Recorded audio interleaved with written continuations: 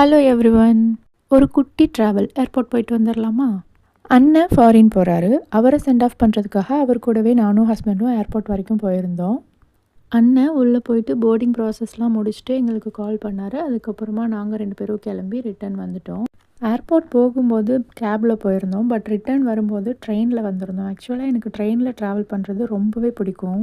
ட்ரெயினில் ட்ராவல் பண்ணுறது என்னமோ சாதாரண விஷயந்தான். பட் எனக்கு இந்த சினிமாட்டிக் ஃபேன்சிஸ்லாம் கொஞ்சம் ரொம்பவே பிடிக்கும்.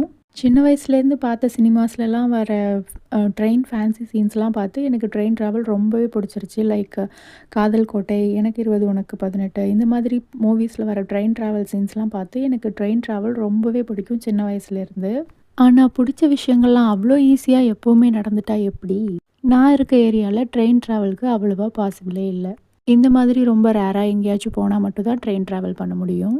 அது என்னவோ தெரியல, என் லைஃப்பில் நிறைய பெரிய விஷயங்கள்லாம் ரொம்ப ஈஸியாக நடந்துரும். இந்த மாதிரி சாதாரண சின்ன சின்ன விஷயங்கள்லாம் ரொம்பவே ரேர் நடக்கிறது. உங்களுக்கு எந்த மாதிரியான ட்ராவல் பிடிக்கும்னு கமெண்ட்டில் சொல்லிட்டு போங்க.